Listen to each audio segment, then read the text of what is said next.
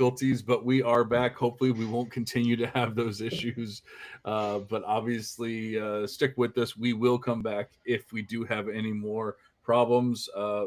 We've missed a couple picks since we got kicked off here, but actually, the Panthers just traded up to get a defensive or an edge, correct? Yeah, Nick Scorton from Texas A&M. Absolutely incredible speed rusher. This was a guy that a lot of folks had mocked out in the first round about 2 months ago.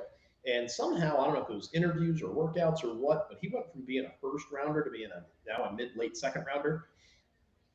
Great speed, does a really, really nice job getting around the edge. He's had productivity, which for Texas A&M was tough because they had a real drag race to the quarterback any given week. But this is a guy that's going to step right in and be a starter, probably in as close to the Brian Burns role as you're going to get in Carolina right now. But it's a great running mate for Derek Brown. It's a guy that's probably going to be a top 7 or 8 IDP asset right now if you're drafting Dynasty IDP. You should definitely take a look at that guy because they're going to use him a lot to just get after the quarterback. All right, and I think it disconnected from your mic again when we reconnected. Just so you know, and we have the Titans Oh actually no. picked another edge, Oluwafemi Aladejo. I have no idea exactly how to say the name, but another edge for the Titans. Obviously, they have every need in Tennessee, so can't hate on that. Hopefully, we can get your mic situated because I could barely hear you. You were a lot lower than you were before. Can you hear me? Yeah, it's still Okay. Let me low. see if I can adjust my mic here. No Give me a problem. moment. I'm And going to you, try and adjust the mic. You can just carry. yeah, no problem. All right, so the Bucks pick is in as well, but like I said, the Titans taking an edge. We have a run of edges over the past, 10 picks or so. Obviously, you see what the teams are focusing on right now. A lot of defensive picks, a lot of edges in general. But the Titans just have every single need. I don't even know that there's necessarily a bad pick they could have made, except for maybe like running back or something like something to that effect. Um, I'm very curious as a Buccaneers fan to see who they're taking here. They obviously went heavy wide or heavy offense, going Bucky Irving last year, going with the Mecca Buka this year. They've re-signed Chris Godwin. They have Mike Evans there through next year at least. I think they're trying to set themselves up for a championship run or a potential championship run. That being said, they have a lot of needs on defense. So I'm kind of hoping that they're going to focus on defense here and that maybe we can, we can actually stop some teams instead of just trying to score 50 points, 40 points a week, that kind of thing. I'll be very curious to see what the Bucks end up doing. But while we were gone, while we lost our connection there, Elijah Arroyo did get drafted by the Seahawks, and I think it's a very interesting landing spot. And I think that it's definitely someone that we're gonna have to keep on our radars. I love Arroyo.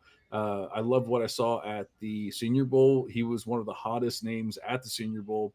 But then you go back and you look at who he was, who he was as a player, what happened with his time, in Miami, and it gives a lot of context to who that player was. Jeff, do we All right. have you Sorry. Yeah, I back missed what here? we're talking. How am I doing? How's my level? Yeah, you're still low. Yeah, I don't think you're connected to the right mic for whatever reason. Not Let's 100% see. sure. Yeah. Sorry, guys, we're having some technical difficulties here still, but I was just catching back up on the Elijah Arroyo pick after talking about the Titans. We're still waiting for the Bucks pick here, and then I was obviously trying to give you some time to catch up there, and he is gone again. So I am curious to see how other people feel. If anyone's in the chat, if anyone likes that Arroyo pick or any of the other picks that we've had recently, and hopefully we will have a Bucks pick here very soon. I will say, it was said that this was going to be an interesting tight end class, and it has been so far. But you have guys like Terrence Ferguson going earlier than expected, Elijah Arroyo going earlier than expected. Maybe not crazy amount earlier, probably 10, 15 picks or whatever, but Terrence Ferguson was almost a full round. You start getting players like that, Mason Taylor going really early in the round, or really early in the second round. Is this going to have rookie or players in rookie drafts pushing these tight ends up to where next thing you know, a lot of running backs, a lot of wide receivers, whoever are dropping down in our rookie drafts. All right, they're still showing some previous stuff here. The Bucks pick is in, but they have not made it yet. They're showing Quinshon Judkins and players from different teams, uh, looking fancy there. All right, so let me let Jeff in. Here is Jeff. Hopefully, we got a working mic here. But we Yeah, have. we'll Oh, is that see. Joey Galloway walking up? I love Galloway. What a what a great player and some great memories from him. He's walking up to give the pick right now. Hopefully, or that's not Joey Galloway. I'm sorry. You need Simeon Rice.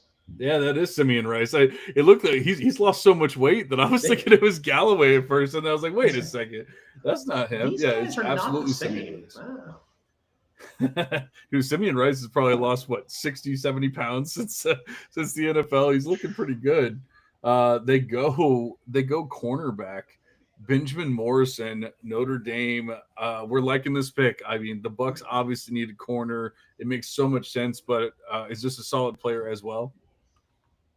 Yeah, this is a guy that was an easy first round pick as recently as we'll say late last season. The hip injury really pushed him down the board. He missed most of this past year. Definitely a guy who reads the ball really well, understands where it is in flight, makes great plays when the ball is in the air. He understands how to be disruptive at the hand point. So when a receiver's starting to move to get to a point where he's going to make a play on the football, he understands how to be disruptive, get that hand in the way, always has his digits between the receiver's chest and the quarterback. Does a great job. If you really want to see him at his best, check him out. I think it was 2023 against Ohio State. He was an absolute terror. Kyle McCord's life was made so difficult that day because he took everybody away. Didn't matter what receiver went out there. It was always Morrison that went out there and shut things down. Well, I love to see it. Obviously, it was a major need for the Bucks, and so they didn't have to move up. They didn't have to do anything crazy. They just let the draft fall to them, and they took a player of need. You love to see it. I am very excited about that. You are still running on the wrong mic there, so you might need to scoot up just a little closer to your computer because I think that's Yeah, where it's actually running from is your computer. yeah.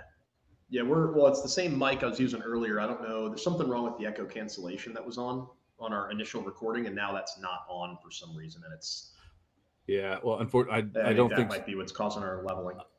I don't think Riverside allows you to change anything when you're actually recording. So unfortunately, we would have to drop out in order to do that. And I don't know if that makes sense either. So why don't we just run with it? But I Yeah. think you might just have to stay a little closer to your computer there. The Packers pick is in. Did we Uh, lose our chatters?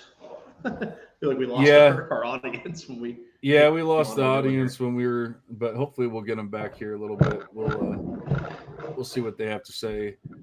Hopefully we'll get Ronnie and Omega and all them back. All right. Oh, we got Let's see. Jordy Nelson. Hopefully, I'm actually saying the right person this time. Giving the Packers pick. It's probably some like defensive lineman or something like that.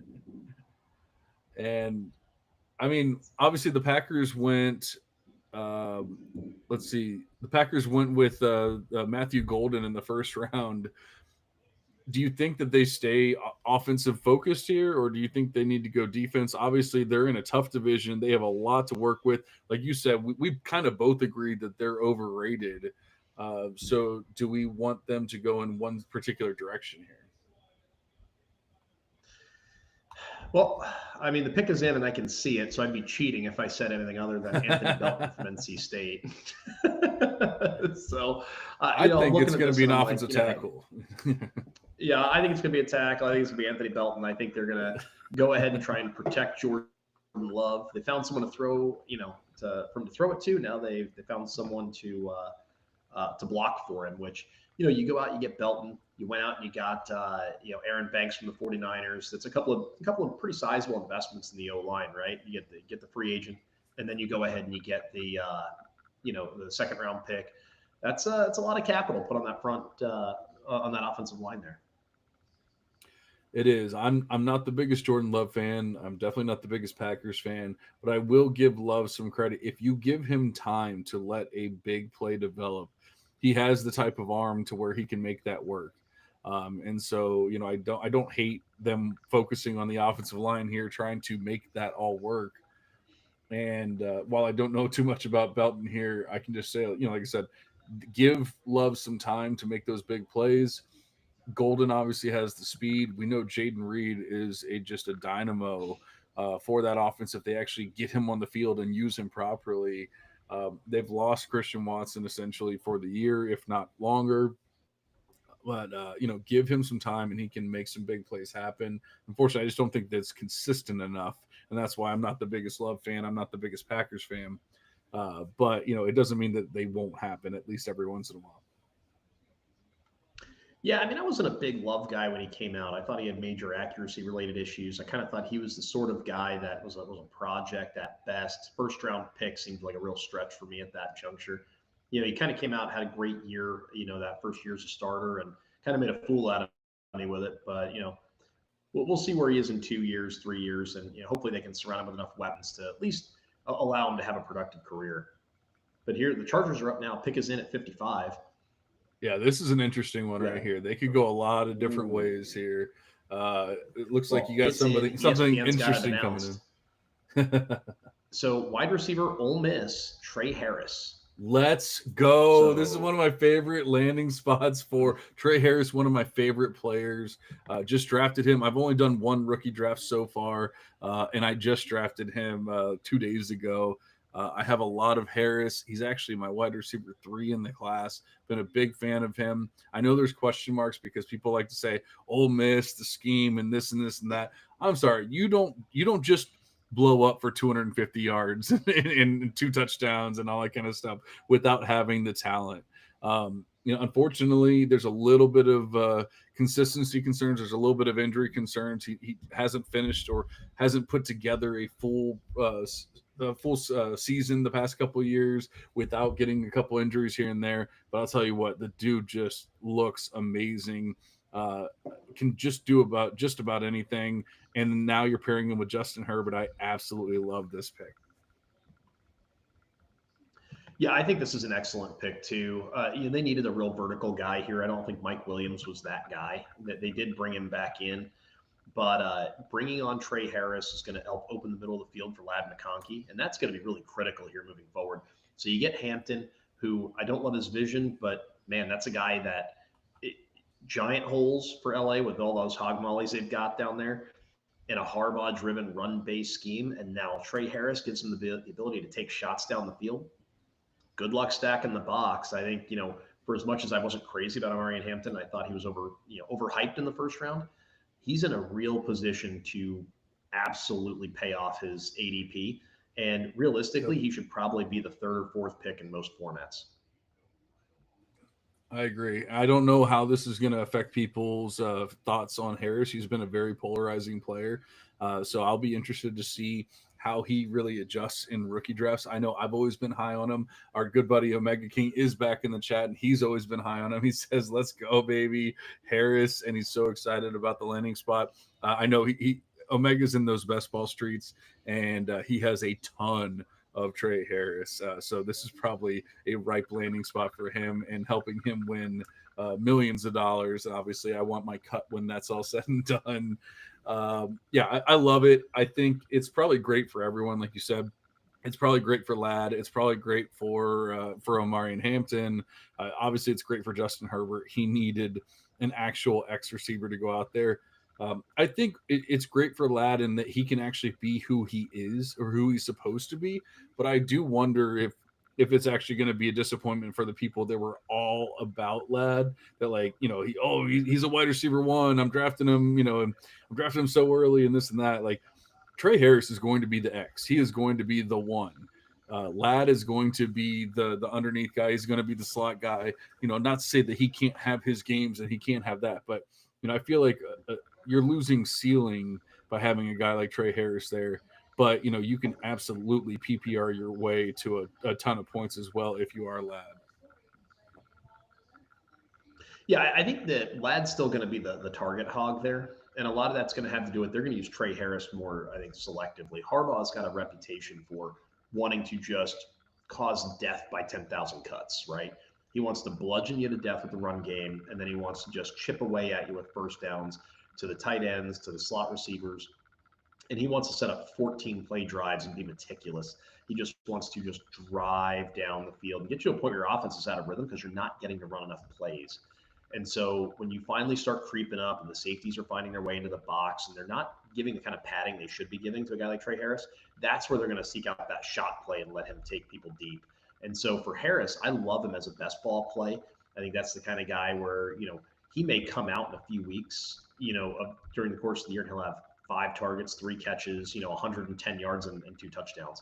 That's the kind of stuff you can see from him. But then you're probably going to get a couple of goosers too, right? Is he going to be the X?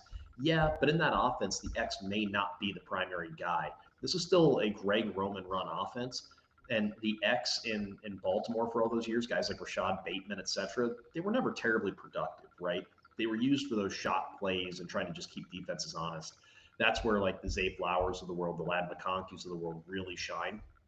But I still love the idea of Trey Harris there because if you're getting beaten to death with Omari and Hampton, what's going to happen? You've got to start stacking the box up a little bit. And that's when you force the one-on-one matchup on the outside. And now you're going to let Justin Herbert, who I think is a really good quarterback, go ahead and take one-on-one shots on the outside to Trey Harris. That's where it's going to be a lot of fun to see. Yeah, it's funny. I'm updating Beth Oh, as we go, and so I'm adjusting these picks. I have projected draft capital in there, and now I'm adding in the actual draft capital. NFL Mock Draft Database did a pretty good job with Trey Harris. They had him projected at 57, and he went at pick 55. So I would say they did their homework there. they got that one. Well, Chicago's up here, and the pick is in. This is going to be a lot of fun because this is the pick or one of the picks they acquired during their trade downs, Yep. right? So they were sliding down in the second here, and we had talked about running backs. We had talked about they already added a tight end. There was a lot of ways they could go here. Were they going to get a running mate for Montez Sweat? This feels like a great spot for a Jack Sawyer or somebody like that. I don't know that they're going to necessarily go that way. Truthfully, I don't have a list of players best available on the board in front of me, but I'd really love to see them go get another guy defensively to go chase down Jared Goff, Jordan Love, and JJ McCarthy.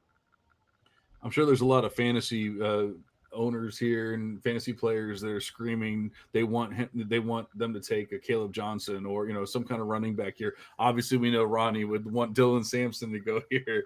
Do you think running back? Do you think running back is realistic at all, or do you think that's just a fantasy pipe dream? Oh, it's plenty realistic. I think it's realistic, and they've got 2 picks here. You got to remember they pick here, and then they pick again in about 5 picks or 6 picks. Sure. So one of these picks could be a running back. I like how we got Seth Rollins out here with his Bears championship belt. I think that's pretty cool. I'm not a wrestling fan, but I know who he is. Yeah. That's a lot of He's lot, got lot a of he's fun got for a nice some of these shiny guys out here. little he's got a nice shiny jacket going. He's looking pretty slick there. Yeah. We'll have to see though. They're Those talking about Caleb sunglasses are really Williams. something. Hopefully, they're getting somebody to actually protect Caleb Williams and not just another wide receiver or another receiving option to throw to. Because I don't think they need any more of those. No promises. He's doing a whole here. he's doing a whole wrestling promo here, so he's taking his sweet ass time. Yeah, I know. Is Roman Reigns gonna like come out and give him a Stone Cold Stunner? Like, how does that right? work? Or somebody's gonna give him a DDT or something. All right, not what I expected here. Offensive line, Ozzy Trapilo, Boston College. Hey man, like I said, protect your quarterback. I definitely don't hate it. It's one of those things. Yeah, they brought in a lot of free agents, but how can you make sure that those free agents work out by having some young players to work with behind them? And I definitely do not hate this at all. We just need to make sure we protect Caleb, give him time. Yeah, I'm just watching the highlights here because, again, this is another guy I just didn't do a lot of work on because I don't do a ton of offensive line work. I'd probably only get into about 10 or 11 offensive linemen a year. Yeah, I mean, honestly, Wow, being he labeled it as a day says one starter. Okay. Boston College, but he reminds me of a Nebraska back, or Nebraska guy. It's that corn fed, corn fed boy that's gonna block well. Uh, I like what I see. I want protection. We got to get Yeah, the ball to DJ Moore. Yeah, get that butt give us dusted. some. And we got our boy, good guy AI back, and he is he likes it. I think. I think. I don't know. He gave us an emoji. I Yeah, think he likes he's got some big eyes. Well, he's upset it's not Dylan Sampson. He's wondering why we're not it. getting a Of third round. course. Sampson's still not off the board yet. I mean, who isn't That's really? really what it is. But hey, so Detroit traded up here at 57 with Denver, and the pick is in here. So I'm really kind of curious to see how they go. They needed something opposite of Hutch, right? They went out and they got the defensive tackle. I really liked them going after, Tyler Williams from Ohio State. That was a guy I actually had a first round grade on, and it seemed like there was zero mocks with him in the first round. Hmm. Really excited about that. Any help for Aiden Hutchinson is great help, but man, there's still a couple of edges here that I like a lot. We got Goodell's already out here. Looks like we got some. I can't see what's going on as a group of people with him. It's like taps something. I'm not sure. Yeah, Oh, so some military, got something to do with the military got it. here. Okay, got it. Well, yeah. Once they panned up onto the screen, I got a hint of what was going on. I couldn't make it out on the T-shirt, so I was like, I don't know what Yeah, I'm looking at here. yeah. Well, the Lions are so interesting because like they don't have a ton of needs, but the way that the defense fell apart last year, you have to almost wonder or assume that they're gonna lean defense players here, make sure they have as many pieces in place as possible. Not to say that they don't have any needs on offense or anything like that, but man, the way that defense fell apart last year, it's tough not to lean that way. Before it comes in, there's a guy that I have matched to Detroit that I really want to see go there. Arkansas defensive lineman Landon Jackson. He hasn't been picked. That's not where we're at. Goodell's still up here talking to people and doing stuff. Yeah. But you want to talk about the Dan Campbell biting kneecaps, just gritty type guy? That's Landon Jackson. He is an absolute throwback type player. I think Dan Campbell would love him. And we had him at the Senior Bowl too. We didn't get to play a whole lot because he was recovering from some injuries, Mhm. but he is a tough guy, and obviously agents and things don't let you participate if you're nicked up at all. But here we go. Looks like they're announcing the pick now. Yeah, you were definitely paying more attention to the offensive linemen. I was at that point. That's probably when I was going to get my Yingling and hot dog while the offensive line were doing their thing. Oh, here we go. Tate Ratledge. I mentioned him 3 or 4 times already tonight. This is a professional guard. This is just a guy you plug in, and Detroit's deep enough on the O line where he doesn't have to start this year necessarily. But they are getting a little older from guard to guard. He's going to step in and play for them. I mean, just look at that lettuce. Look at that mustache on this guy. If you got a Yes. look at the headshot, Yeah. this dude, he gives you all of those, down and dirty, like interior offensive line vibes here. Absolute tough guy, just gonna throw people around. I love the mean streak in him. Just one of those dudes again, plug and play. As soon as he hits the field as a starter, you're not going to pull him out of there for 10 years. I mean, this is what the Lions want to do. They want to run the ball and they want to just wear you down. Like you said, biting kneecaps and all that kind of stuff. How are you going to do that with a offensive lineman, a guard in the second round? I love it. I mean, anything that's going to help Jameer Gibbs, anything that's going to help David Montgomery, even hell, even anything that's going to help Jared Goff. I love every second of I think Ronnie left us a great little comment here. Detroit cuts David Montgomery, drafts Dylan Sampson. it. Yeah, yeah. I mean, obviously, you heard it here first. No. Yeah. If it we comes need to we need to comes to get this pass, we man know who like we're crediting. yeah, we need to get Dylan Sampson drafted ASAP because otherwise I think that Ronnie's gonna have a rough night. He, he's going to have an aneurysm if something doesn't happen soon. Exactly. Let's All see right, here. I'm the actually Raiders going wasted to, no we got to time. get The him a pick link is here. already in and they're already announcing it. So we should have another Ooh, pick that was here. quick. Yeah, very quick. We should have a pick any second here. Um, Raiders, another team He with a was a great lot of player. needs, a ton of needs. But they've They need a obviously running back. they No, they don't. do not need Just a kidding. They running got back. Ashton Jeffy. We're good. Yeah, they do not need a running back. I was just waiting for someone to pop in and be like, "Hey, Dylan Sampson." Right. Uh, Dylan Sampson. I mean, come on, Ronnie. And that's who it is. No, I'm just I he I would Steve fall out ran of my up chair. to the podium, and then he just proceeded to talk about his life story for the next 15 minutes. So we we do not have a pick yet as quickly as they made their Here we This go. is one of Ronnie's favorite dudes. We had him at the Senior Bowl, wide receiver Jack Besh. Ooh, I This like is a it. perfect spot for this guy. I was Yep. concerned that he wasn't going to land somewhere where he would get any kind of target value. There's nothing wide receiver wise in Vegas right now. He's going to step in and break Let's off as an not immediate let's not starter. hate on Jacoby Myers. Chuck, come on. Even if I give you Jacoby Myers, what's after him? Oh, nothing. Trey Tucker. Trey Tucker. Yeah. Right. Yeah, exactly. So Jack Besh steps in. He is going to be on the field in 2 wide sets, 3 wide sets. He's going to probably kick inside on those 3 wides because he would be an ideal big slot. He does a great job of understanding leverage down the seam. He can work guys on a post corner. He does a really nice job on a whip route considering his size. He's kind of a tall, bigger bodied guy. He can still get his hips around on a whip, really reliable hands. I don't think he's fast enough to be a field stretcher. This is where he's going to get into trouble, and he's got to really kind of sort out who he is. But you're talking about a guy who's nearly 6'2", what's he about, 225, 230? He's a big-bodied dude, and I really love the landing spot because it means he's actually going to play.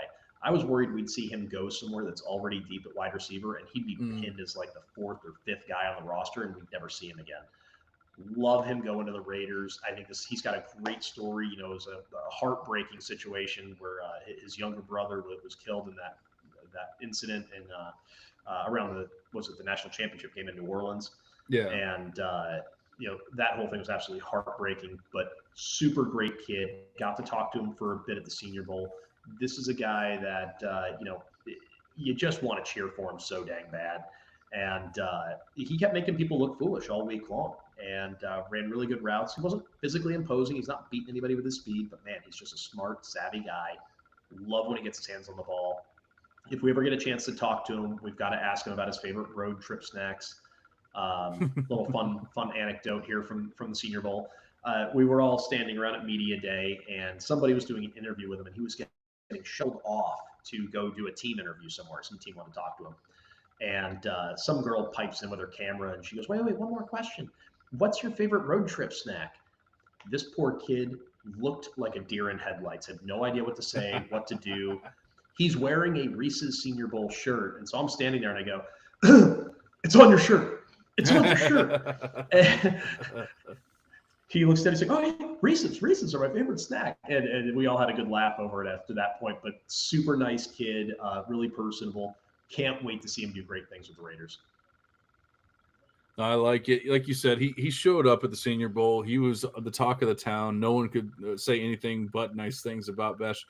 I do worry that he doesn't have that high end, that top gear. So he's not going to be beating anybody over the top or anything like that. But you want to talk about like a big slot, like that kind of thing. I think he can definitely do that. And he has the route running chops. He was getting open when needed. He obviously had that huge play at the end of the actual game, even though the game doesn't truly matter. I'm standing there. I have like one of the most amazing videos because I was getting ready to go back down onto the field at the end of the game. So we were already on the staircase, and the staircase is essentially right on the goal line. And so I have the video. I'm just sitting there holding my phone up of him catching that touchdown and everything. And I mean, it's like there's no better view than that video that I have. So like that'll be a memory that I have for the longest time.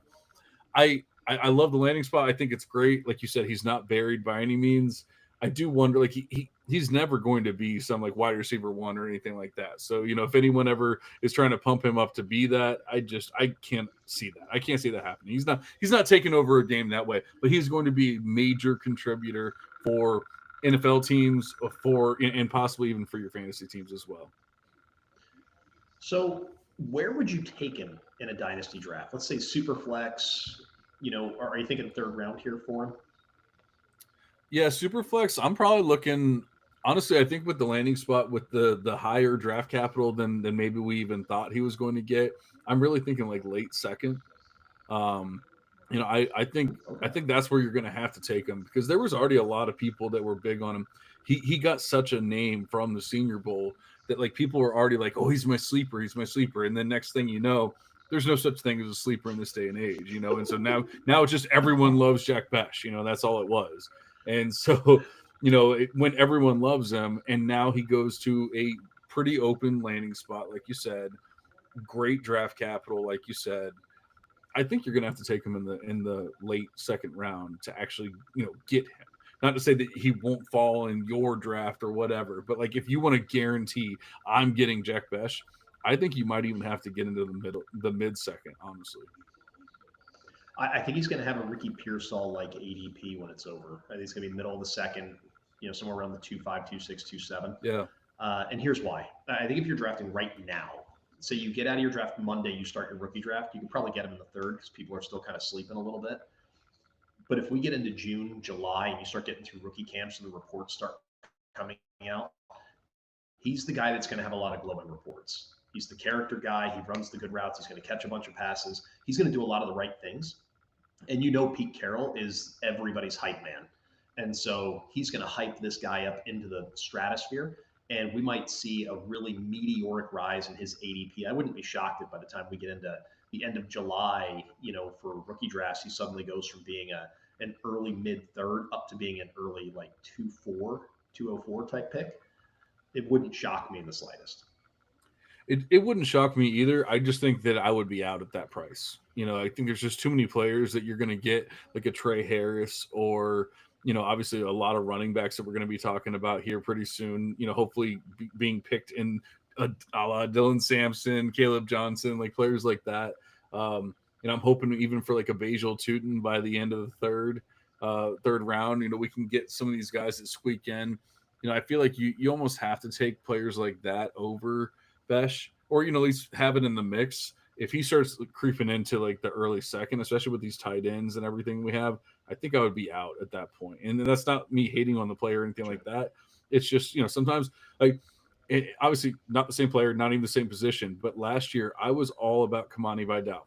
I loved him. He was like my sleeper. Unfortunately, sleepers don't exist. And so next thing you know, everyone and their mother fell in love with Kamani Vidal. I had Vidal as a mid to late third round pick. He got pushed into the early third, and I missed all Vidal. I might have like one or two dynasty shares because everyone was taking him ahead of where I was actually willing to do it. And guess what? Vidal didn't work out. That doesn't mean that that's always how it works out and everything, but people saved me because I had a price. I set that price. I wasn't really willing to move. And people go, no, no, no, he's an early third. I feel like that might be the same thing that kind of happens with Besh there. Could be. So I'll counter that with a question. What happens if some of these other running backs, and I'm going to use Caleb Johnson, Devin Neal, hell, Dylan Sampson, um, you know, was RJ Harvey. Say we get a handful, Tootin. Say those five backs get pushed into the fifth round or later. Are we still drafting all of them ahead of Besh? No, once you get PPR, into the fifth round, I mean, Superflex. I'm expecting a lot of these guys to go in the third and fourth. You start getting to the fifth round. Sure. Now we're talking about like there's a lot of I have a lot less I'm not sticking to my guns as much. Let's put it to that that way. As far as the Pew running backs, pew. like I love Dylan Sampson. If he's going in the fifth round, that's a completely Yeah. different story than him going in the third round, where I'm expecting him to go. So no, I will not. I'm not that kind of guy. It's like no matter what, whatever. Especially with running backs, wide receivers. Like I told you, I'm updating Beth as we're doing this while I'm sitting here changing these things. You're talking about incremental changes, like minor changes in the wide receiver model by doing that.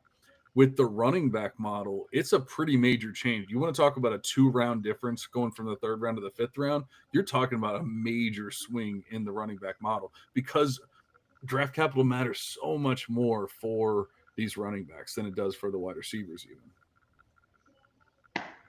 We Oh, got a big one. Ravens okay. pick is in at number 59. They just took Marshall edge Mike Green. This is an Wow. absolute steal at the end of the second, and it fits a team need for the Ravens. This is an IDP play you need to go get. Mike Green is an absolute quarterback terror. He'll be moving guys off their spots, and the Ravens understand how to create pressure. They've got a couple of guys now in the secondary with Malachi Starks and with Kyle Hamilton that are going to make quarterbacks pay deep. It's going to cause them to hold on to the football a shade longer. You're talking about a guy who had 17 sacks last year. He gets home. He has lightning quick hands. He's got a great first step. A little light at 251 pounds, but he plays stronger than his weight. Absolutely love what he brings to the table. This is the kind of guy the Ravens love. He's all heart. He's all motor. There is zero quit here. Super, super twitched up guy. I actually think his hand speed is more impressive than his get off. He's got good get off, but man, his hands are quick. And he's able to swat away offensive linemen, hands and wrists about as quick as anybody I've seen. This guy should have been a first round pick. I think the small school thing kind of hurt him. I think being at Marshall and not being at Ohio State is what pushed him into the second. If he's playing for the Buckeyes or the Wolverines or the Crimson Tide, this guy is a top 15, top 16 pick without question. Wow. I mean, you hate to see it. These teams, they just get hand-fed players like that. People always say, the Eagles, they just wait and they get these players. And the same thing with the Ravens. You don't see them trading around too much. You just see them taking players as they get them, and that's why even though they don't have the best QB in the world at the helm, it doesn't matter because their defense is so damn good that they're able to live another day even if they make a mistake or do whatever else. It looked like you have. Is there another pick that's already in, or are you just reacting to something else? Denver's pick is in. The selection's made. They rushed it right to the podium, and so I'm just waiting for the announcement here. They got Monty Ball out here doing the announcement. That's Ooh. a blast from the past right Yeah, I there. was gonna say that's a name. That's a name to remember. I'm sure you probably had some Moneyball teams. Uh, Running back, UCF RJ Harvey. This is Wow. the lightning to the Audric Estime Thunder. Like, And this and is I the think other that's guy.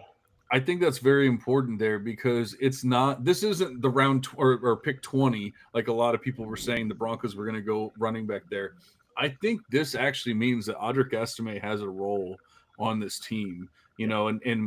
I would say even a pretty major role. I think we've seen Sean Payton kind of slow roll or slow plays his rookies and and his young players. You see Troy Franklin, he comes around the end of the second or the end of the season. Marvin Mims is in the doghouse, then all of a sudden he's kind of a stud towards the end of the year. Audric Estime, kind of he talks a big game about Estime being the stud, but then he never really gets touches and things. I think it's going to be a very different in year two. And I do think that Harvey's going to get touches. I'm not saying that like all of a sudden he's not going to be on the field or anything like that. But I think what you said was very important. It's going to be a lightning and thunder thing. A lot of people are going to say this is RJ Harvey's backfield, and I don't think that's going to be the case. Here's what I think you can expect, though. With Sean Payton, RJ Harvey is somewhere between Kamara and Darren Sproles. And so RJ Harvey over Samson. I'm sorry, Ronnie. I'm so sorry. I'll be honest. I like the pick as a fit for the offense. This is a guy that fits that. Sproles and Kamara, both guys that played for Peyton, both guys that he put in that Saints offense. RJ Harvey brings a combined skill set of those two players. Smaller guy, ultra shifty, very twitched up, great hands, great receiver, does a lot of really good things. I think that's a perfect pass catching piece to that Bronco offense. Commander's pick is in. Love this one too. Yeah. Cornerback, Ole Miss, Trey Amos. I think this guy is really, really underrated. I thought he was one of the better cover corners in football this past year, at least in terms of college ball. Every time I was turning on Chris Paul and Walter Nolan and these other guys at Ole Miss, I just kept finding Trey Amos making a play. And I love when I see that because when I'm watching film, I'm making note of that. I'm like, oh, okay, well, here's what Chris Paul did. Oh, hey, look, there's Amos again. Put a little tick mark. What did he do? Oh, TFL. Why is a corner getting a TFL? That's awesome. You know, great hands, really, really gifted in man coverage. I think he does a nice job staying in phase. He uses his hands to kind of lock receivers down without getting too grabby. Really, really aggressive tackler for being a corner. And this is the dude that I think you can use opposite of Sertan, and you can push Riley Moss inside of the slot where he goes, where he should be more of like a slot corner, a third safety, move him around a little bit more as that kind of poor man's Cooper DeJean. And that's the. Oh, I'm sorry, I'm still talking about Denver. My bad. I read Ronnie's comment and I put Trey Amos on Denver. Uh, Trey Amos. Washington. I apologize. I can't do two things at once. Washington. Yeah, you're gonna plug him in and go ahead and let the Commanders front, which now features Jerson Newton instead of Jonathan Allen, put a lot of pressure up front. Let him sit in that back half and take away half the field. He's the kind of guy that's going to be able to man up on an AJ Brown, and he may not take him away completely, but he's going to make him have a really rough day. And I don't care about the size thing in terms of that difference. He's got the hands, he's got the speed, he's got the physicality. He can definitely make those plays, and that's going to be a rough day for guys like CeeDee Lamb, AJ Brown, Devonta Smith, Malik Neighbors. Love the pick here. Great value at 61. Yeah, I mean it's a team that focused on offense last year, and now they're adding the defense. Like that could be they already made it to the second round of the playoffs last year with the rookie QB. Like that could be a very dangerous team when it's all said and done. The Bears made that trade back a while ago. They got multiple picks when they did that. They went offensive lineman with their last pick. Now they're going. They're sitting here with another pick. The pick is in, but we don't have it just yet. But going back to RJ Harvey, I was looking at it. NFL Mock Draft Database.com originally had him as pick 122. He actually goes at pick 60 here. Half, a little more than half of where he was supposed to go, I should say. So, how much are you pushing Harvey up your ranks, if at all? Like I said, the way that I do things, Beth, the RB Beth, it's a big deal. Draft capital going 2 full rounds of draft capital earlier than you were basically expected. That's a huge deal. So for me, it's always the context of the situation they go into. Because I like to know that he's going into the right place. A guy could go 2 rounds early, but if the team that drafts him is run by a bunch of nincompoops that don't put guys in the right place to put up fantasy points, I don't really give it as much weight. If anything, I'm kind of like, ugh, I hate this landing spot. I'm out. With Harvey, I think him moving up and going to Denver, where he's going to have a defined role, it may be a committee approach with he and Estime, but I love that 1-2 committee as opposed to a 3-man committee or opposed to him going somewhere where there's already a player just like him on the roster. So he's not going to be limited, right? I really like the landing spot. I'm going to move him up a little bit. I think I already have him at RB5 or 6. I'd have to go pull up the ranks and all that. But he's a solid enough player. I really liked his film. I think Denver is a great landing spot. And you know what? Sean Payton's first year in Denver looked like an absolute train wreck with the Russell Wilson experience and all of that. And I was kind of like, maybe the game's passed him by. Maybe he's toast. But last year, this year, a lot of great draft picks, a lot of good young players, whether they were drafted or UDFAs. You think about guys like, Bailey was a nice pick. You've got Troy Franklin contributed a little bit. He got something out of Mims. Audric Estime is going to have a role. Bo Nix, obviously. They keep finding ways to add some of these players. And then they added a couple of former 49ers, and Dre Greenlaw and Talanoa Hufanga, who are both really good players in their own right. This Denver team's got the arrow pointed straight up. And I think teams like Kansas City and Los Angeles, they're going to be on notice because Denver's going to be knocking on the door for the playoffs this year. Yeah, I could see it happening. I do have my doubts about Bo Nix. I think we kind of saw him get found out, towards the end of last year. So we'll have to see if that continues on or what they're able to do. It is hard to doubt Peyton. I was with you. Did the NFL pass him by? And I think we figured out it probably did not pass him by. I think he still has it, but it will be very interesting to see what they do here. Yeah, it. All right, the Bears are back on the clock. They had multiple picks because of the trade back. Do you think we have a running back run here, pun intended, or do you think they're going in a different direction? Do we have a run on running backs?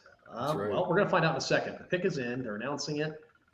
I don't know who's up here making the call. I didn't check the name, He said, but y'all still booing, huh? You must be booing this bad weather you got. all right. Look, we talked a little bit earlier about the Bears needing some more help up front. They got defensive tackle Shamar Turner out of Texas A&M. This is the third Texas A&M defensive lineman now to be drafted in the first 62 picks. Yep. They had four guys on that defensive line that were all going to play NFL ball, and three of them go in the first 62. When people want to talk about, oh, these guys didn't have any sacks, they didn't have any tackles, didn't do this, didn't do that. When you have four guys going to the NFL from the same position group, it's a drag race to the football any given play. None of them are going to put up a ton of big numbers, but every one of them features all of the tools you might want. This is a dude that's going to plug right in as a three tech for the Bears. He can play right next to Sweat and next to Gervin Dexter. What they really need is that other edge now to go next to him. Shamar Turner is going to force teams to double team him. It may not be as a rookie. He's going to have to get a little bit more of that upper body strength and get a little bit more of that push and that drive because he's got all the weight down below. He can push people. I'm not worried about his lower body strength. I want to see him use his hands more to actually turn offensive linemen, especially if he's got to go head up on a guard. Force teams to get the center in on him, a tackle down on him. I want to see him eat up multiple blocks to free up those edges. But this is a very explosive athlete. This is a guy who's going to be able to play in a lot of different scoring formats for IDP. So if you get defensive tackle points and you're running actual DTs, this is a guy you're going to want. He's going to be a taxi guy his first year, but I love the situation because teams have to account for Montez Sweat. They have to account for Gervin Dexter, and you're going to have a real pocket pusher here now in Shamar Stewart. And if they go ahead and add another guy next to him, dude, the Bears are going to get nasty quick. Yeah, I like that they're building the. It seems like they're building in the trenches. They're building it the right way now. The Chiefs went with the defensive tackle. It seems like you're pretty happy about this one, Omar Norman Lott. You're a big fan. So this is a Tennessee guy. Ronnie's a big Tennessee Vols fan, so this is all for him right now. Highly productive player, right? Last year, James Pierce had a really rough go of it. He was held out a lot of different snaps, a lot almost never came off the field. Great burst, little undersized. Yeah, okay, fine. You can miss me with all that. This guy's motor never quits. He is in on every single play, and every time you're listening to a Tennessee football game, all you hear is, up, Norman Lott in on the play, up, Norman Lott making the tackle, up, Norman Lott near the ball. This guy is always there. He forces tackles to get upright. He forces guards to have to find help to control him. He's able to move up and down the defensive line. Tennessee does all kinds of weird stuff with their defensive linemen. We saw it with James Pierce. We saw it with Norman Lott, where they line them up in all kinds of different configurations and all kinds of different techniques. I absolutely love Norman Lott. This draft is so flush with defensive line players, it's unbelievable. People talk about the 20 running backs. There's probably going to be 40 defensive linemen drafted or 50. These guys are everywhere, and they're all really good. We've got a lot of 8, 9, 10-year players at this position group. Norman Lott is just another dude who's played high-level football against high-level offensive linemen, and he was wildly productive. Gotta love it. He's going to bulk up a little bit, play an IDP. If you're doing true position, you're getting DTs. Taxi squad first year, I'm with it. I'm cool with that. He's going to eventually replace, some of the guys that are in Kansas City right now. George Karlaftis is going to end up being the guy. Um, you know, but when you think about, hey, what's Kansas City going to be doing in 6 or 7 years? Hey, man, Norman Lott's going to be a big part of that, and he's probably going to be the stud D tackle to lean on there for a few years. Nice. Well, obviously, we know the Chiefs have been in the mix for Super Bowls and everything recently, but obviously the Eagles are the most recent winner. They're back on the clock. The pick is in, but we don't have it just yet. People are just saying, Howie Roseman doing magic every pick and everything. Do you think there's going to be a focus here, or you think they're just taking next best player available like they tend to do? The Eagles do a better job than anybody else in football of just letting the draft come to them. And I don't know who the best players are on the board at this moment, but you know what? They're going to get another one. because it's what they do every year, year in, year out. They just go find talented football players. But they're also a team that doesn't get too caught in the weeds of, oh, well, you know, I know you're a big analytics guy. I like analytics too, but they don't get caught in the weeds of, oh, well, this guy didn't have this metric figured out, or oh, he didn't run quite fast enough. They don't dwell on any of that. They like to go down and say, can the guy play football? Okay, he plays football. Great. He's good at it. Awesome. Does he do a thing that we do? Can he do that thing really well? Oh, he does. Perfect. We're going to put him on our roster. They don't really go too deep. They don't let the other noise get in the way of their picks. And that's why they just keep drafting really good players. You know, they've got a ton of D linemen and they're all really freaking good. But you know what? Some of those contracts are coming due. We saw Milton Williams walk away. Maybe it's the kid out of Toledo here. Was it Darius Alexander? Is that the big D tackle out of Toledo? Trying to remember his name, and it's evading me. Yeah, you're not gonna. I'm not gonna help you out with that one. I really need some defensive help here. Yeah, I'm sorry, man. That's not my thing. Get me a database, and I will help you out one of these days. But until That's then, all right. we got nothing. I got nothing for you. That's all right. It's I wouldn't be shocked if they try to replace Milton Williams here. Go because with this run we're starting to see on D linemen, it would be a good time to kind of dive in. Which this is what's suppressing the running backs probably into the next round. And if I'm being completely honest, I see the 49ers coming up in the third here. I'm like, come on, Dylan Sampson. I love him in San Francisco because we can't keep anybody else healthy, and we need somebody who's robust like that to go play in Santa Clara. Yeah, of course they went to And commercial, so who we're else gonna is have to wait a little bit for our Yeah, pick we're here. waiting. Yeah. So they're showing all these different players You and know, everything. We're gonna wait for this pick here. We're getting well, this is the end of the second, right? Yeah, of course. Yeah, the Eagles are picking. It's the yeah, end of the second yeah. round. So This is it. This is wow. we're Who's this guy? This is we got some hair on this guy. The pick is yeah, in for the right. Eagles, and they got to do this the serious stash and serious hair. I love his suit too. This guy's That awesome. stash is Bo that Allen. Fu Okay, Manchu is something. dude, it's for real. I love it. I like how he's got the was it the bolo tie there? You know, that's like just harkening back to Philip Rivers. All right, here's Yeah, another really good defensive player for Philadelphia. They went Texas safety Andrew Makuba. I don't remember if it was you or who I was speaking with earlier. Makuba is a guy that I like quite a bit. I thought he was underrated when you think about guys like Amanwari and Starks and all these guys that were getting that kind of first round hype and love. This guy was never even mentioned, but he was a really, really good player for Texas. He got overshadowed a little bit by Jahdae Barron because Barron stepped up so bigly. But Makuba did a great job of taking away big parts of the field and making life really difficult on everybody in the SEC. Nice cover guy, doesn't tackle very well. What he does do, though, is he slows guys down. He gets in there, he sticks his nose in there. He might get blown up on the play, but he's going to slow people down. But he does a nice job playing the football and getting into a position where quarterbacks either have to look the other way or he's going to make a play on the football. That's where his strength is. I love it here. The Eagles traded away C.J. Gardner-Johnson. They had to replace him in those three safety sets, and I think they found their guy. Makuba is going to end up being in a spot where he plays slot corner / safety. Oh, boy. Um, Bad storm rolling in here, FYI. There was some lightning and some thunder I just heard, and I'm in the oh basement. I yeah. usually don't hear that I, kind of I thing. saw a flash behind you. Wow. So, yeah, so if I just disappear, my internet probably went out. So, Right. or the power went out. Well, we already That had could be why we were one. having trouble earlier. Yeah, I was gonna say we already had one mishap. Hopefully, we won't have more. But we're back to the start of the draft. We're back to the beginning of the third round here. The teams that don't necessarily have the strongest squads here, except for Kansas City, who's at 66. But we have the Giants here making a pick. They obviously have a ton of needs. They went with their franchise QB in Jackson Dart at the beginning of the draft, and then did they have they made a pick since? I can't remember now. Um, honestly, I'm I Well, don't. they went after, they got Abdul Carter, they got Jackson Dart, and now they're up again. They traded their second as part of the Dart That's compensation. what it was. Yeah. They moved up to get Dart in the first at the end of the first. Okay, so yeah, so they got Abdul Carter. Then now they got Dart. I mean, they got some big pieces there, but they still obviously have quite a few needs here. I mean, I'm assuming defense. Do you agree with that? I like the Revel kid out of South Carolina, the corner. I really like Xavier Watts, the safety out of Notre Dame.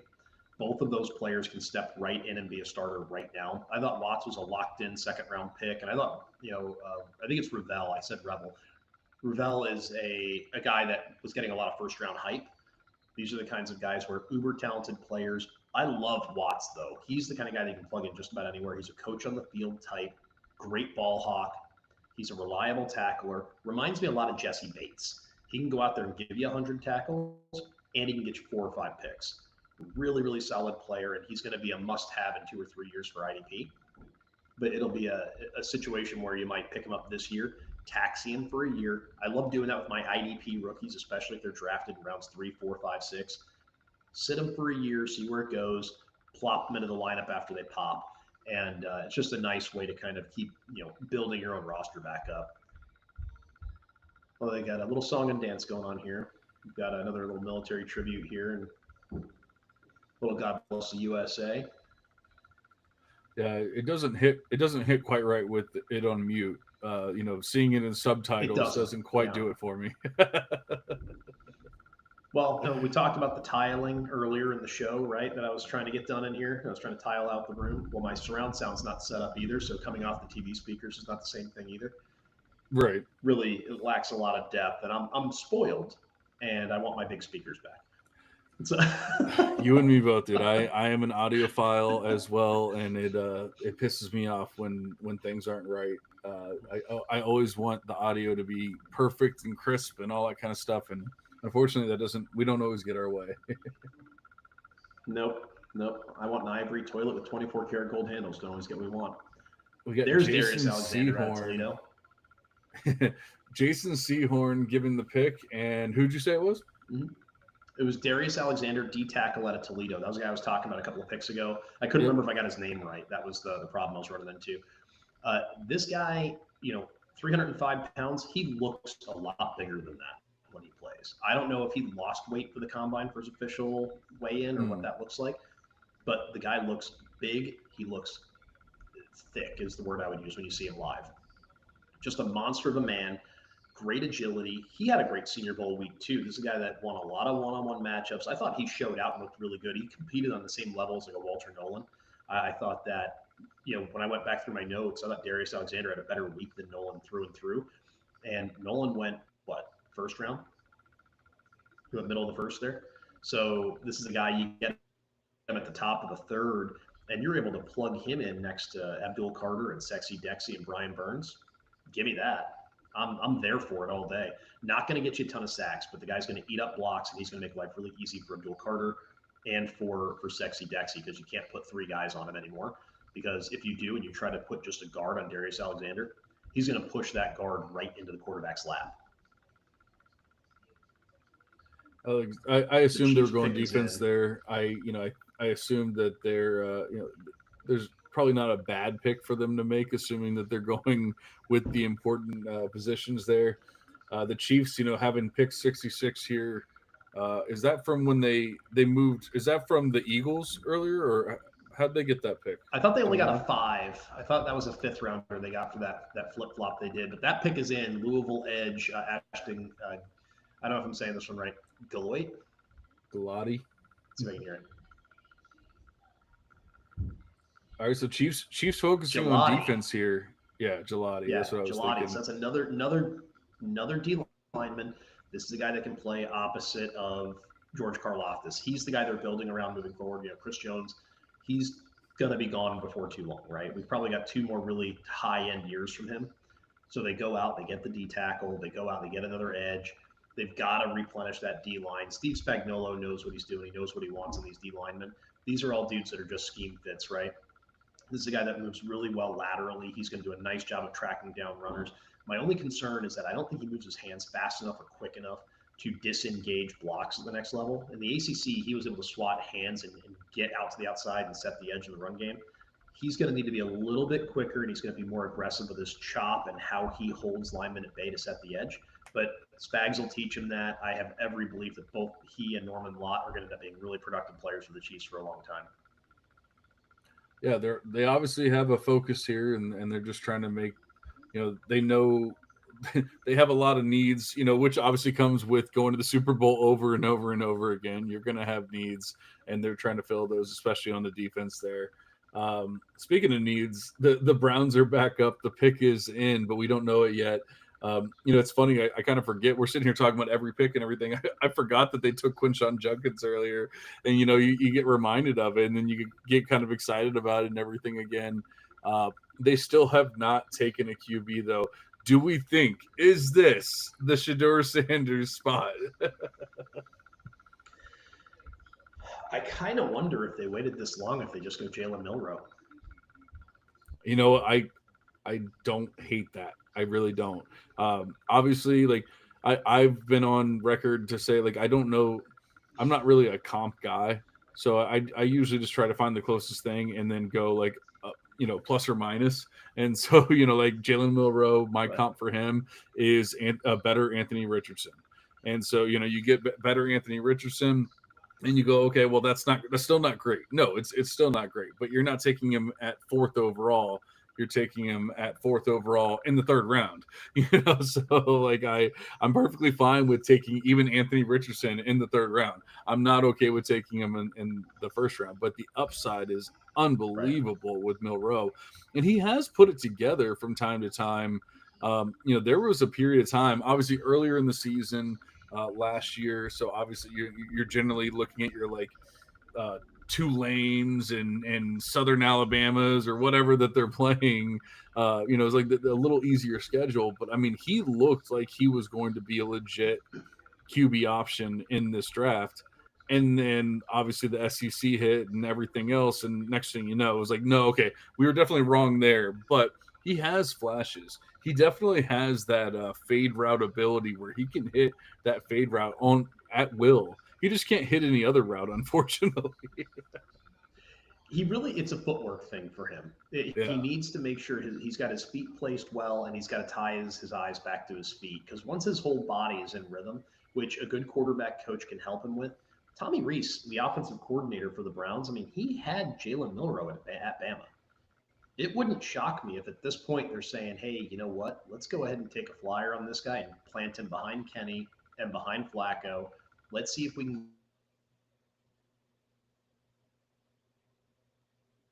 Oh, we might have lost Jeff. He did say he had some bad weather rolling through. So that might have been the case here. Hopefully, we don't lose our entire program once again. But if we do, we will be back. Jeff is calling me, so I'm assuming he just lost power. I'm gonna run with it. Hold on 1 second for me, guys.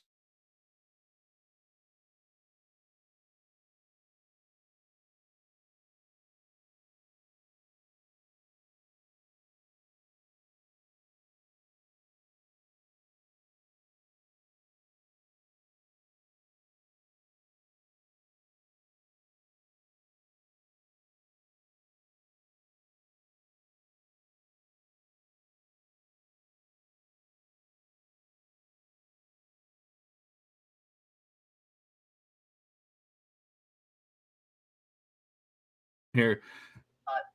So the Browns just took Harold Fannin Jr. That is extremely interesting. Unfortunately, we did lose Jeff. He just called me. He's sitting in the pitch black after that lightning strike. But the Cleveland Browns take Harold Fannin Jr., one of the biggest risers this past season. Obviously, broke records at Bowling Green. Did a lot of things. He had a very underwhelming Senior Bowl, unfortunately. Just didn't really do what a lot of people, including myself, thought he was going to do. Didn't really tear it up in the combine or anything like that.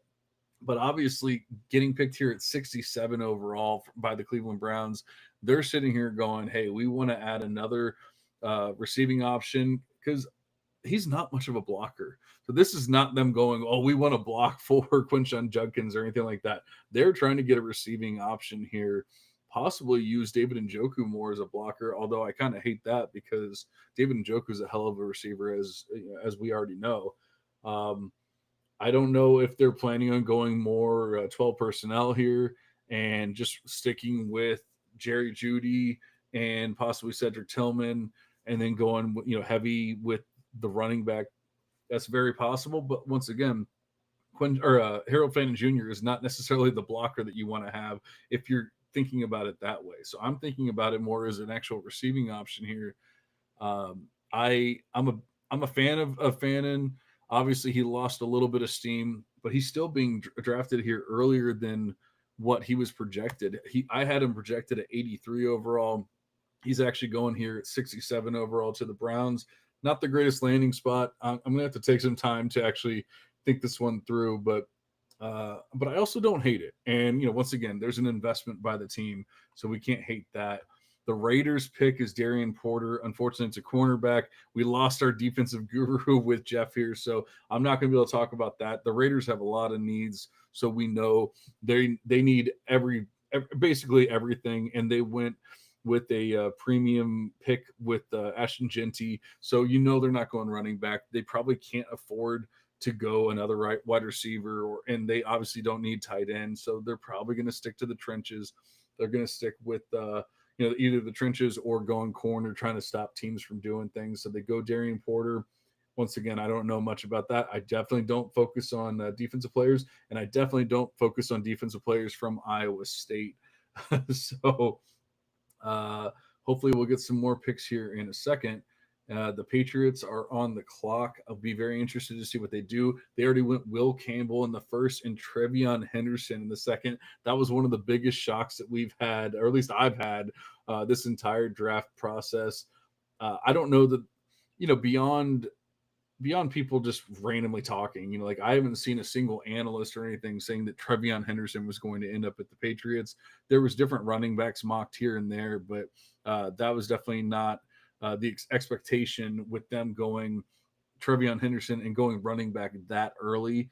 But I did love the pick because you're trying to help Drake May. He's a receiving back. Not only is he a receiving back, but he's one of the best blocking running backs in this as far as pass blocking, as pass protection is concerned. So you're helping your wide receiver, or I'm sorry, you're helping your QB, your young QB, quite a bit by having a player like Trevion Henderson on your squad. So it was a shock to the system seeing that, but at the same time, I kind of love it when it's all said and done. The Patriots pick is not in just yet, so kind of running through the players. Trey Harris going earlier to the Chargers. I'm still such a huge fan of that pick. And, you're going to notice I'm going to focus on the offensive players. I'm going to focus on the fantasy football players here.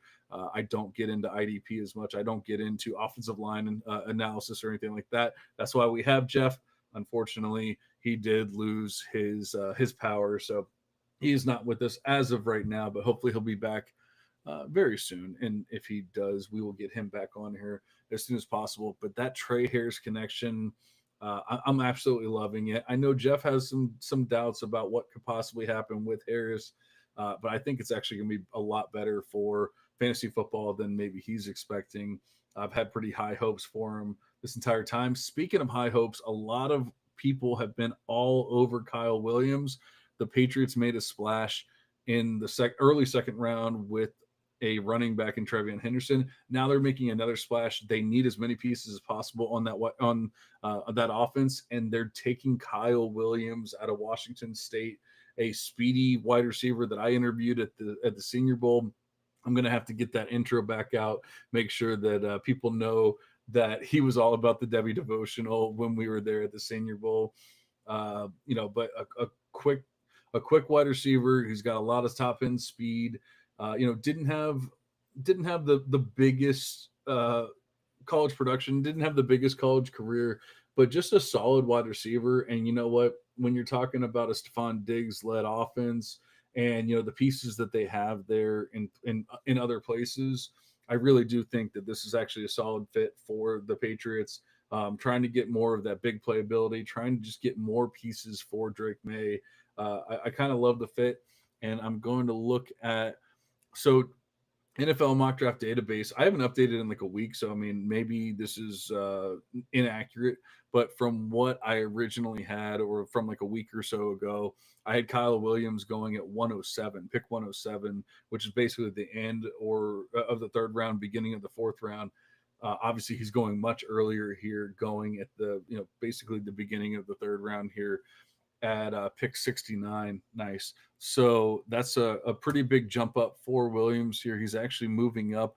I'm making these adjustments live in Beth as I'm doing this, and he just jumped up, I think, 4 spots just from that draft capital alone. And obviously, I haven't adjusted everyone. It could be more when it's all said and done because you're getting some players that are probably going to fall by not having those landing spots being exactly that. So we'll be very interested to see how the rest of this plays out. But I do think that the Kyle Williams pick there, while there might have been other players that that say could fit in that offense because they have a lot of needs, I definitely do not hate the pick there. The Lions go wide receiver as well. This is another Senior Bowl star, Senior Bowl player that a lot of people fell in love with, and it's Isaac Tesla out of Arkansas. Interviewed him. I interviewed a lot of players there. Not a not a brag or anything like that. I'm just saying, like we've talked to these players. We Jeff and I we've interviewed them. We've asked them a lot of questions. We know, kind of who they are and what they're doing. Didn't have the the most production, but obviously we know Arkansas isn't exactly a powerhouse or anything like that either. Transferred up from the FCS level in the 2023 season. Honestly, just rocked up. The dude looks like he could be an NFL wide receiver for sure. He has the look. And now I'm going to update him here in what was that? That was pick 70. And where is Tesla? Because originally I had him much lower. That was another player that was projected to go much higher than he obviously is here. It's hard to get too excited about Tesla because while he does have the look of a solid wide receiver there, I mean just the actual the actual production is just not quite there. The receiving share, the receiving market share he had was 15.6%. That's not really anything to write home about. I love seeing the players that are in the 30%, obviously getting into the 40%. Your Tet McMillans, you're looking at like a 40% market share player. Your Isaac Teslas, you're looking at more of like a 16% kind of share. The PPR points per touch are a little lower than what you'd probably like to see. The yards per game are a little lower. So, this is not me hating on Tesla whatsoever. It's just me saying that it's I feel like this is a little early for Tesla. I think there's some other wide receivers that I would have preferred to see go there, and that obviously was not the case. So it did seem a little early for me, but it's very interesting, and I'm interested to see where is he going to end up in rookie drafts. Are people going to push him up because of the landing spot and everything that they need here? The Saints pick is in, but it is not actually picked yet. So why don't we? This is where it's nice to have a co-host so that you can bounce things off and let him talk for a little bit. Uh, but unfortunately, things happen, and that's not the end of the world. I'm trying to see. I'm trying to go through here. I feel like we've had so many tight ends go. Not to say that I ever expected them to fall or anything like that, but the tight ends have gone early and often here. We've already seen Colston Loveland, Tyler Warren, Harold Fannin Jr., Mason Taylor, Elijah Arroyo, and Terrence Ferguson all go. Um, and I just think that, maybe we've been so focused on the running backs in this rookie draft, as far as fantasy purposes and everything. Uh, it might be time to actually focus on the tight ends a little bit, especially as early as they've gotten picked. They're showing Isaac Tesla here and, showing some highlights and everything. Uh, Going to the Lions, obviously we know they have Amon Ra, they have Jameson Williams there. Uh, you know, I it's a completely different player, completely different fit. If anything, Tesla, you would kind of consider Tesla more of that like big slot like an Amon Ra, but he's obviously not going to take Amon Ra's job. So I'm wondering if this is more of a depth piece. They saw what happened with their defense last year, and they're wondering, hey, what if we make it to the playoffs again, and then Amon Ra gets hurt, Jameson Williams gets hurt, Sam Laporta gets hurt, whoever it is, and they just want to have some depth pieces. I once again I kind of feel like he got overdrafted a little bit. But this is the team probably more saying like we want to shore up our offense than anything else. So the Saints pick is in. They're saying Fields Yates is saying they need corner, wide receiver, and edge. They took Tyler Shuck. I'm not the biggest Shuck fan. I know that Jeff definitely seems to have a rosier colored picture than I do of him. I don't think he's going to be. I mean, I will never say never, and he obviously could possibly be an NFL quarterback when it's all said and done. But I'm definitely not banking on it, and I don't think the Saints are either. Taking him in the early to mid second round, that's not screaming franchise quarterback or anything like that. So I think they have a lot of needs beyond just corner and wide receiver and whatever else. But we'll see who's actually getting picked here. It took Kelvin Banks Jr. in the first round, offensive tackle. That was probably a great pick. They needed to go there, and then they go Tyler Shuck in the early second. And here we go. Let's see who they take in the third. Vernon Broughton, defensive tackle out of Texas. It's probably one of those picks where they can't really go wrong there. They're probably just taking best available for their team, and they have so many needs. So little salary cap room to move around or do whatever with that they probably just have to take the best player available. And we'll just assume here that Vernon Broughton is that. And if he's not, somebody in the chat can tell me, or in the comments later on. Obviously, this is going to be a new Dynasty podcast, the Gridiron Workshop. It's a combination of things of me and Jeff trying to merge that film grade and Beth grade. Beth is my analytical model. I definitely focus on the analytics side. Jeff definitely focuses on the film side, but he definitely appreciates analytics as well. That's what our our dynasty focused podcast is going to be all about. Hopefully, we won't have this many issues with storms rolling in and technical issues like that when it's all said and done. But we will have this podcast out very soon. I think we're going to start either next week or the following week. That being said, the Bills pick is in. I don't know how many more picks I'm going to do solo here because it is difficult to just sit here talking about every single pick, especially, not all of them are fantasy football related, and that is my forte. But I'm going to stick with you guys here for a little bit.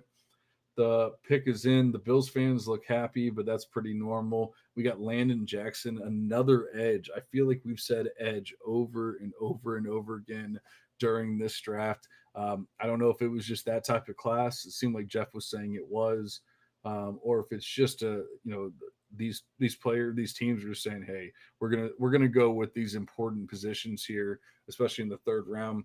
Obviously, us fantasy guys want to see every pick be a Dylan Sampson or another stud player, but they're not always going to be that, and these teams have to focus on everything else. I don't know anything about Landon Jackson besides that he is an edge from Arkansas, and yeah, it looks like he was not always the biggest guy, but he's probably grown into his frame from what I'm seeing here. I think I'm going to give Jeff, let's see if Jeff has texted me or anything. He's probably still sitting there with no internet. Oh, yep. So it's saying 11:15 for him before they get power back. That does not bode well for him coming back anytime soon. Let's check the draft order. I want to see if there's any big uh I want to see if there's any big teams that like I'm really excited about. I might try to stick it out through them. Otherwise, I might call it quits here in a little bit. All right, let's see. Round 3. We have the Jets, Broncos, 49ers, Cowboys coming up, then the Patriots again, Cardinals, Texans, Colts, Bengals. You know what? Yeah, I think I'm going to go ahead and call it. I appreciate guys if you have been listening to this. We've been going for over an hour and a half already. Actually, a couple hours now. We started at 7, about 3 hours. We've been doing this. So I'm going to go ahead and call it quits. I'm sorry we didn't get through every pick. Obviously, not everything works out the way that you want it to. Please make sure that you are liking and subscribe to the Gridiron Ratings channel on YouTube so that you know when we go live. I'm the host of the Devy Devotional podcast with Aaron Wilcox and Andy Starr. I will also be hosting the Gridiron Workshop here with with Jeff DiMatteo, and we're going to be talking about all things Dynasty. I have a lot of Dynasty tools that I've been working on. Jeff has some really cool things. I don't think he's quite ready to spill the beans just yet, but he's working on some really cool things and working on a lot of like player profiles and things like that to where, just getting a really deep look into the players. And that's where I feel like, combining the film analysis and the analytical analysis can be so beneficial and help a lot of people out. And that's why you're going to want to go ahead and like and subscribe so you know when we go live, when we're doing this. I will be back in your ears on Tuesday for the next Devy devotional, and then we will make a post about when the first official Gridiron Workshop podcast will come out. But for now, I'm going to go ahead and cash out, and I'm going to watch and enjoy the rest of the draft. Appreciate you guys. Have a good night.